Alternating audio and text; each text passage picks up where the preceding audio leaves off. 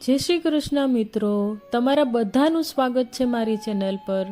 આજે આપણે ચાણક્ય નીતિના ત્રીજા ભાગ વિશે વાત કરીશું। ટોટલ 26 ભાગ છે।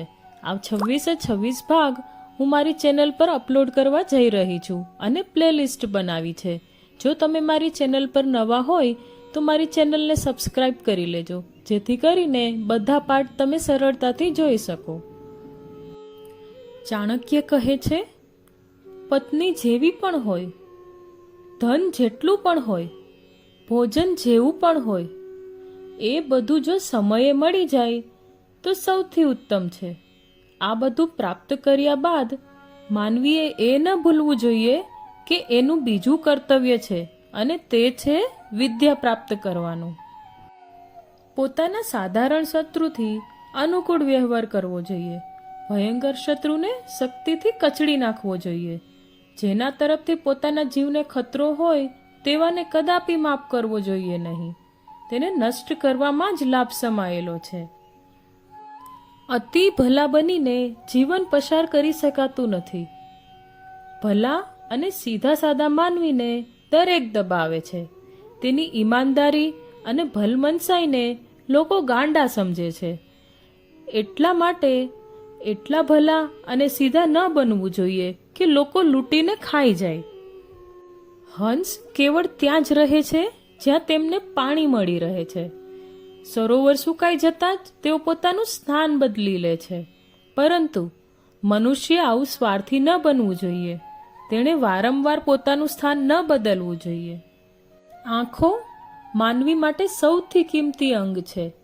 તેની અંદર મગજનો નિવાસ હોય છે, એટલે તેની વિશેષતા નકારી શકાય નહીં। પોતાના હાથો વડે કરેલું કામ સૌથી શ્રેષ્ઠ હોય છે।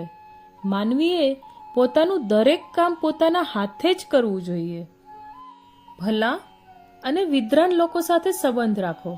જરૂર પડીએ સ્ત્રીને દગો આપનાર અંતમાં કષ્ટ પામે છે। અંધાધૂંધ ખર્ચ કરનાર એટલે કે પોતાની આવક કરતાં વધારે ખર્ચ કરનાર અને બીજા સાથે વગર કારણે કજિયો કરનાર લોકો ક્યારેય સુખી થતા નથી।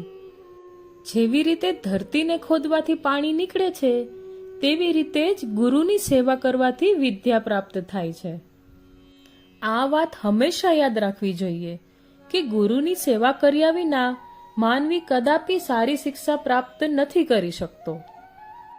હંમેશા બીજાનું ભલું કરો, સ્વાર્થથી દૂર રહો। બીજાનું ભલું કરનારનું ખુદ ભગવાન ભલું કરે છે।